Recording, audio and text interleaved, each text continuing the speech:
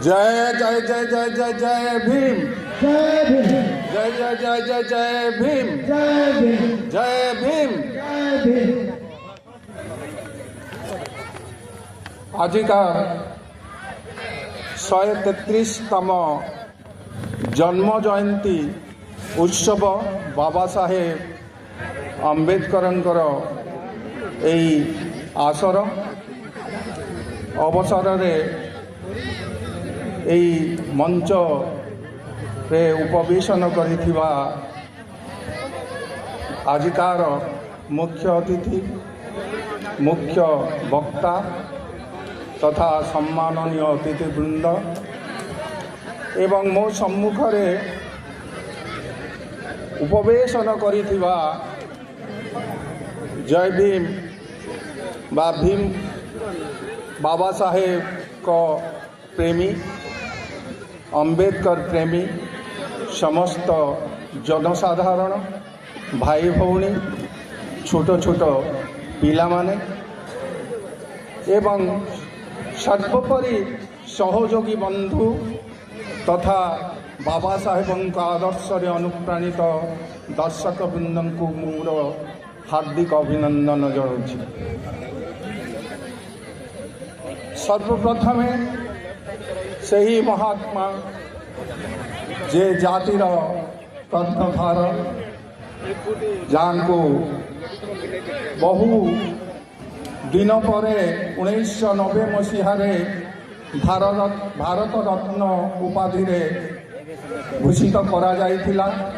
सही भारत रत्न उपाधि पाई बाबा साहेब अम्बेडकर से केवल भारत रत्न नुहंती मो मतरे से होचंती विश्व रत्न। तांको उद्देश्य रे मो सर्वप्रथमे मोर श्रद्धांजलि जनाऊँगी। 1891 मसीहारे आज भली एक पुण्यतिथि आज भली एक पुण्यतिथि से जन्म ग्रहण करते एप्रिल 14 तारीख दिन। तेबे सही तांकर बाल्य जीवन एवं तांकर शिक्षागत जीवन यात्रा एवं परवर्ती ए मानव जाति पाई तांकर अवदान संपर्क रे मुख्य किछि आलोकपात करने को जाउछि। तेबे आत्मा जदि सत्य अमर चिरंतन अविनश्वर ताहले आज भसा बादल भरी घूरी बुलुथिबा बाबांकर आत्मा आज आम मान को लक्ष्य करुथिबो जे जो संविधान सेतुबंध से निर्माण करथिले सेठी आज तांकर उत्तर पुरुष माने तांकर आदर्श को अनुसरण करुचंती।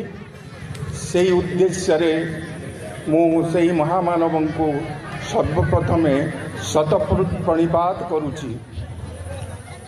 तेबे मने पड़े 12 वर्ष तले गोटाए क्लब भितरे जयपाटनर गोटाए क्लब भितरे आमे यही जन्म जयंती पालन करूँ। श्रीजुक्त एठी उपवेशन करिथिबा श्रीजुक्त युधिष्ठिर सुना महोदय क्लब रे गोटाए आसर होइथिला एवं सेठी बाबा साहेबंकर जयंती पालन करा जाइथिला।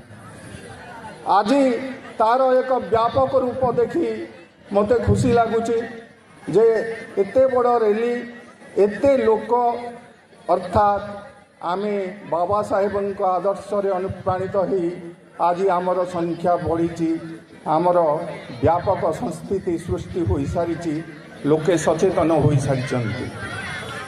तेबे मने पड़े अतीत जो 1991 मसीहा कथा मु कहली गोटाए अंधकारी मूलक रे जन्म नहीं बाबा साहेब जो समय रे जाति प्रथा नहीं समाज गोटाए निर्यातित निष्पेषित परिसर रे अणनिश्वासी हो पड़ुथिला सवर्ण जाति द्वारा। सही समय घटना जोठी साधारणतः पानी को नहीं ଯାହା ଈଶ୍ୱରଙ୍କ ସୃଷ୍ଟିରେ ପାଣି ପବନ ଏବଂ ଆଲୁଅ ସମସ୍ତଙ୍କ ପାଇଁ ପ୍ରଦାନ କରାଯାଇଛି, ଯେଉଁଠି ଛୁଆଛୁତ ନାହିଁ।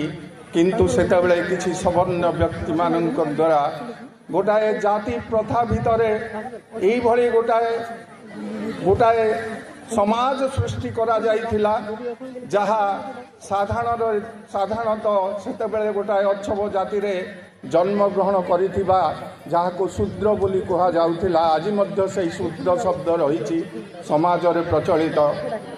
ଏବଂ ସେହି ସମୟରେ ସେହି ଅନ୍ଧକାରୀ ମୁଲକରେ ଶିକ୍ଷାଠାରୁ ବଞ୍ଚିତ, ସାଧାରଣତଃ ରାସ୍ତାରେ ନିର୍ଯାତିତ, ସର୍ବୋପରି ଅବହେଳିତ ନାରୀ ଜାତି, ଏଇଭଳି ଏକ ସମୟରେ ବାବା ସାହେବଙ୍କର ଜନ୍ମ ହୁଏ।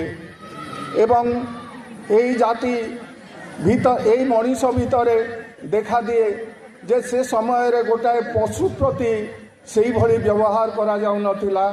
ଗାଈକୁ ମା ଭାବରେ ଗ୍ରହଣ କରି ଏମାନେ ଗାଈକୁ ଛୁଇଁଲେ ଗାଧୋଉନଥିଲେ, କିନ୍ତୁ ମଣିଷକୁ ଛୁଇଁଲେ ସେମାନେ ଗାଧୋଉଥିଲେ, ଅର୍ଥାତ୍ ଅଶୁଦ୍ଧ ହୋଇଯାଉଥିଲେ। ଆଜି ସେଇ ଛାଇ ପଡ଼ିଲେ ତାଙ୍କର ନାଇଁ ଡେଉଁଥିଲା, ଅର୍ଥାତ୍ ଆଜି ସେଇ ସମୟକୁ ମନେ ପକାଇଲେ ମନେ ହୁଏ, ରକ୍ତ ଗରମ ହୋଇ ଉଠେ ଯେ ଏଇଭଳି ଗୋଟାଏ ଜାତି ଯିଏ ସାଧାରଣ ଲୋକଙ୍କୁ ଏଇଭଳି ତିରସ୍କାର କରୁଥିଲା। ଯେଉଁ ସମୟରେ କି ନାରୀର ଉନ୍ମୁକ୍ତ ବକ୍ଷ ଢାଙ୍କିବା ପାଇଁ ଟ୍ୟାକ୍ସ ଦେବାକୁ ପଡ଼ୁଥିଲା। ତେବେ ଆପଣମାନେ କଳ୍ପନା କରନ୍ତୁ ସେତେବେଳେ ନାରୀ ଶିକ୍ଷା ପ୍ରତି କେଉଁଭଳି ସମ୍ମାନ ଦିଆଯାଉଥିଲା। ତେବେ ଗୋଟାଏ ଜାତି, ଗୋଟାଏ ନିଷ୍ପେଷିତ ଜାତି, ଗୋଟାଏ ନିକୃଷ୍ଟ ସ୍ତରରେ ସେ ନିଷ୍ପେଷିତ ହୋଇପଡ଼ିଥିଲା ଜାତିଆଣ ପ୍ରଥା ଦ୍ୱାରା। ଆମ ଲୋକେ ସେଇମାନଙ୍କର ସମସ୍ତ ସୁବିଧା, ଶିକ୍ଷା, କ୍ଷମତା କିମ୍ବା କହିବାର କୌଣସି କ୍ଷମତା ନଥିଲା, କହିବାର କୌଣସି ସ୍ୱାଧୀନତା ନଥିଲା। ନାରୀ ଶିକ୍ଷା ତ ସ୍ୱପ୍ନ। ତେବେ ଏଇଭଳି ଏକ ପରିସରରେ, ଏଇଭଳି ଏକ ସମୟରେ ଜନ୍ମ ନେଇଥିଲେ ବାବା ସାହେବ ଆମ୍ବେଦକର ଏବଂ ସେଇଭଳି ସେ ନିର୍ଯାତିତ ହୋଇଥିଲେ ଗୋଟାଏ ସେହି ସବର୍ଣ୍ଣମାନଙ୍କ ଦ୍ୱାରା, ଯେଉଁଠି ତାଙ୍କୁ ପାଠ ପଢ଼ିବାରୁ ବଞ୍ଚିତ କରାଯାଉଥିଲା। ଅର୍ଥାତ୍ ଅନେକ ପ୍ରତିବନ୍ଧକ ତାଙ୍କର ଆସିଥିଲା। ବାପା ତାଙ୍କର ସୁବେଦାର ଥିଲେ, କିନ୍ତୁ ବାପାଙ୍କର ନିର୍ଦ୍ଦେଶ ଥିଲା ଯେ ଶିକ୍ଷା ଗ୍ରହଣ କରେ ସେ ସବୁ କିଛି ପରିବର୍ତ୍ତନ କରିପାରେ। ତେବେ ସେହିଦିନ ବାବା ସାହେବ ସ୍ୱପ୍ନ ଦେଖିଥିଲେ ଯେ ଗୋଟାଏ ଜାତି, ଗୋଟାଏ ନିଷ୍ପେଷିତ ନିର୍ଯାତିତ ଜାତିକୁ ଉଦ୍ଧାର କରିବେ କେମିତି, ସେହି ଉଦ୍ଦେଶ୍ୟରେ ସେ ବଦ୍ଧପରିକର ହେଲେ ଏବଂ ସଂଗ୍ରାମ ଆରମ୍ଭ କଲେ। ଆପଣମାନେ ଚିନ୍ତା କରନ୍ତୁ, ଆଜି ମଧ୍ୟ ଆମ ସମାଜରେ 35ଟି ଡିଗ୍ରୀଧାରୀ ବ୍ୟକ୍ତି ନାହାନ୍ତି। ସେ କେଉଁଭଳି ଅଧ୍ୟୟନ କରିଥିଲେ ଯାହାଦ୍ୱାରା ତାଙ୍କ ଭଳି ଅଧ୍ୟବସାୟ, ତାଙ୍କ ଭଳି ମେଧାବୀ ଛାତ୍ର ଆଜି ମଧ୍ୟ ସୃଷ୍ଟି ହୋଇପାରିନାହାନ୍ତି ବା ଦେଖିବାକୁ ବିରଳ। ତେବେ ସେଦିନ ବାବା ସାହେବ ଯେଉଁ ସଂଘର୍ଷ କରିଥିଲେ, ଯେଉଁ ସମାଜ ଗଠନ ପାଇଁ ସ୍ୱପ୍ନ ଦେଖିଥିଲେ, ସେହି ସମୟରେ ତାଙ୍କୁ ଯେଉଁମାନେ ସହାୟତା କରିବାକୁ ଆସିଥିଲେ ସେଇମାନେ ଥିଲେ ଓବିସି ବର୍ଗର। ଶାହାଜୀ ମହାରାଜ ଏବଂ ଜ୍ୟୋତିବା ଫୁଲେ ପ୍ରମୁଖ ତାଙ୍କର ସହଯୋଗ କରିଥିଲେ। ତେଣୁ ଆଜି ହୁଏତ ମୁଁ ବିଶେଷ ସମୟ ନେବି ନାହିଁ, କମ୍ ଚୁମ୍ବକରେ କିଛି କହିବି। କାରଣ ଆମର ଓବିସି ଲୋକ ଆଜି ମଧ୍ୟ ବୁଝିପାରିନାହାନ୍ତି ଯେ ବାବା ସାହେବ ଓବିସିଙ୍କ ପାଇଁ କରିଥିଲେ କ'ଣ। ମୁଁ ବି ସେଇ ଓବିସି ବର୍ଗରୁ ଆସୁଛି। ମୁଁ ଯିଏ ପଢ଼ିଛି, ବାବା ସାହେବଙ୍କୁ ଯିଏ ଅଧ୍ୟୟନ କରିଛି, ସେ ଜାଣିଛି ଓବିସି ପାଇଁ ବାବା ସାହେବ କ'ଣ କରିଥିଲେ। ଯେତେବେଳେ ସମ୍ବିଧାନ ରଚନା କରିବା ପାଇଁ, ସମ୍ବିଧାନ ଗଠନ କରିବା ପାଇଁ ବାବା ସାହେବଙ୍କୁ ନିର୍ଦ୍ଦେଶ ଦିଆଗଲା, ସେହି ସମୟରେ ସର୍ଦ୍ଦାର ବଲ୍ଲଭ ଭାଇ ପଟେଲ ଥିଲେ ଏବଂ ତାଙ୍କୁ ନିର୍ଦ୍ଦେଶ ଦେଲେ ଯେ ସେ ସମ୍ବିଧାନ ପ୍ରସ୍ତୁତ କରିବେ। ବିଶ୍ୱର ବିଭିନ୍ନ ସମ୍ବିଧାନ ଅଧ୍ୟୟନ କରି ସେ ମୁଖ୍ୟ ପ୍ରସଙ୍ଗ ଗୁଡ଼ିକୁ ଆହରଣ କରି ଏକ ଦୀର୍ଘ ସମ୍ବିଧାନ ସୃଷ୍ଟି କଲେ, ଯାହା ଆଜି ବିଶ୍ୱ ଦରବାରରେ ଭାରତର ସମ୍ବିଧାନ ସର୍ବବୃହତ୍ତମ ସମ୍ବିଧାନ, ଉତ୍ତମ ସମ୍ବିଧାନ, ଗଣତାନ୍ତ୍ରିକ ସମ୍ବିଧାନ ଭାବରେ ମାନ୍ୟତା ପାଇଛି। ତେବେ ସେହି ସମ୍ବିଧାନ ସଭାର ଚେୟାରମ୍ୟାନ୍ ଭାବରେ ଯେତେବେଳେ ସେ ନିଯୁକ୍ତି ପାଇଲେ, କିଛି ଲୋକ ତାଙ୍କୁ ସମାଲୋଚନା କଲେ ଯେ ସେହି ବ୍ୟକ୍ତି ହୁଏତ ଏହି ସମ୍ବିଧାନ ଲେଖିପାରିବେ ନାହିଁ, ପ୍ରସ୍ତୁତ କରିପାରିବେ ନାହିଁ। ଅନେକ ବ୍ୟକ୍ତି ସମାଲୋଚନା କରନ୍ତି ଯେ ସମ୍ବିଧାନ ସମୟରେ ଅନେକ ଲୋକ ଥିଲେ, ସମ୍ବିଧାନ ଅନେକ ଲୋକ ଲେଖିଛନ୍ତି, ବାବା ସାହେବଙ୍କ ନାମରେ କାହିଁକି ଏହା ନାମିତ ହେଲା ବା ସେ କାହିଁକି ମୁଖ୍ୟ ହେଲେ? ଆପଣମାନେ ଜାଣନ୍ତି ନାହିଁ ସେହି ସମୟରେ ଯେଉଁ ସମ୍ବିଧାନ ଲେଖାଗଲା ସେହି ସମୟରେ ସେହି କମିଟିରେ 5 ଜଣ ଅସୁସ୍ଥ ଥିଲେ, କିଛି ଜଣ ବିଦେଶରେ ଥିଲେ, କେବଳ ବାବା ସାହେବ ଜଣେ ସେହି ସମ୍ବିଧାନ ରଚନା କରୁଥିଲେ। ଯେଉଁମାନଙ୍କର ଏ ଭିତରେ ସନ୍ଦେହ ଅଛି ସେମାନେ ଅଧ୍ୟୟନ କରନ୍ତୁ ଏବଂ ଜାଣିବାକୁ ପାଇବେ ଯେ ପ୍ରକୃତରେ ସମ୍ବିଧାନ ରଚନାରେ ବାବା ସାହେବଙ୍କର ଭୂମିକା କେଉଁଭଳି ଥିଲା। ତେବେ ବାବା ସାହେବ ସେଇଦିନ ଯେଉଁ ସମ୍ବିଧାନ ପ୍ରସ୍ତୁତ କରିଥିଲେ ସେଠି ଆମ ଲୋକଙ୍କୁ ଅଧିକାର ଦେଲେ, ସଂରକ୍ଷଣ ବ୍ୟବସ୍ଥା କଲେ। ଯେଉଁ ଓବିସି ମାନେ ଆଜି ଅଭିଯୋଗ କରନ୍ତି ସେହି ଅଭିଯୋଗ କରୁଥିବା ଓବିସି ମାନଙ୍କୁ ମୁଁ କହେ ଯେ 52% ଓବିସି ମାନଙ୍କ ପାଇଁ ସେ ସର୍ବପ୍ରଥମେ ସଂରକ୍ଷଣ ବ୍ୟବସ୍ଥା ପାଇଁ ଦାବି କରିଥିଲେ, ଯେଉଁଥିପାଇଁ ମହାତ୍ମା ଗାନ୍ଧୀ ଅନଶନ କଲେ।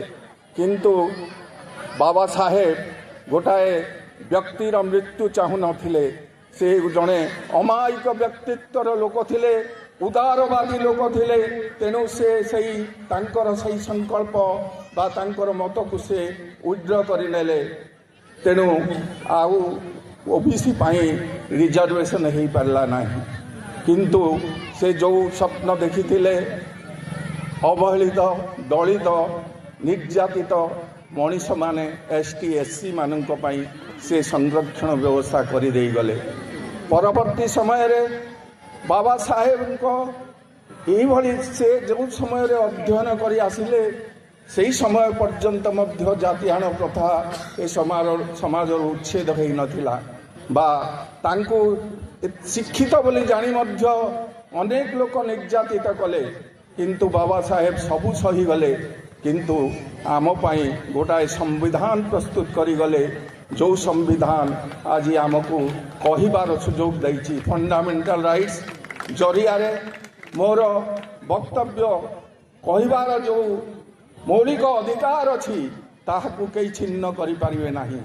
ତେଣୁ ବାବା ସାହେବ ଯେଉଁ ସମୟରେ ଗୋଟାଏ ଅନ୍ଧକାରୀ ମୂଲକରୁ ଜନ୍ମ ନେଇ ଗୋଟାଏ ସଂସ୍କାର ଆଣି ଏ ସମାଜ ପାଇଁ ଯେଉଁ ସ୍ୱପ୍ନ ଦେଖିଥିଲେ ସେହି ସ୍ୱପ୍ନଟିକୁ ସମ୍ବିଧାନରେ ପ୍ରଣୟନ କଲେ ଏବଂ ପରବର୍ତ୍ତୀ ସମୟରେ ସେହି ସମ୍ବିଧାନ ଦ୍ୱାରା ଆମେ ଆମର ସ୍ୱାଧୀନତା ଫେରି ପାଇଲୁ।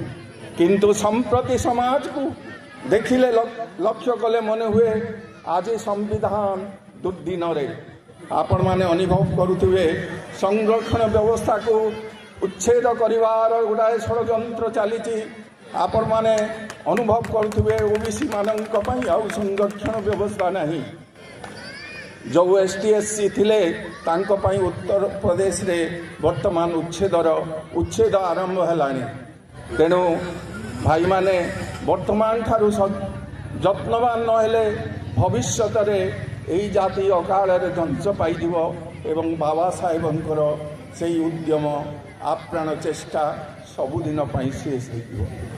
ତେଣୁ ମୁଁ ସେହି ଉଦ୍ଦେଶ୍ୟରେ ଆହ୍ୱାନ କରିବି ସମସ୍ତଙ୍କୁ ଯେ ଆଜି ଆପଣମାନେ ଜାଣୁଥିବେ ଯେ ଗୋଟାଏ ରାଜନୀତି ଦଳ ସମ୍ବିଧାନ ପରିବର୍ତ୍ତନ କରିବା ପାଇଁ ପ୍ରୟାସ ଚଳେଇଛି ଏବଂ ଏହି ସମ୍ବିଧାନକୁ ଯଦି ନଷ୍ଟ କରି ଦିଆଯାଏ କିମ୍ବା ପରିବର୍ତ୍ତନ କରାଯାଏ ତାହେଲେ ଆଗାମୀ ଦିନ ଆମ ପାଇଁ ଏକ ଅନ୍ଧକାରୀମୂଳକ ପାଲଟିଯିବ।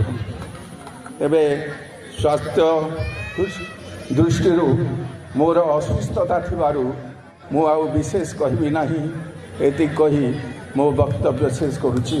ଧନ୍ୟବାଦ।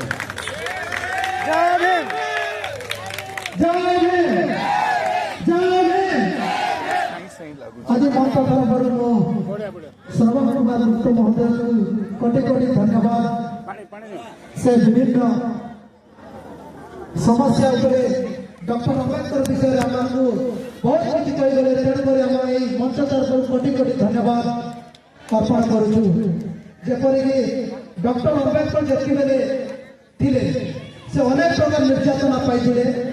সেই ନିର୍ଯାତନାର ମୁକ୍ତି ପାଇବାର ଲାଗି ସେ ସମ୍ବିଧାନ ଲେଖିଲେ। ଯେ ସମ୍ବିଧାନ ଲେଖିଲେ ଯାହା ଲେଖାଯାଏ हिंदू मुस्लिम सिख ईसाई सबको समान लिखा है। हिंदू मुस्लिम सिख ईसाई सबको समान लिखा है। मिटाकर जात पात भेदभाव बाबा साहेब अम्बेडकर संविधान लिखा है।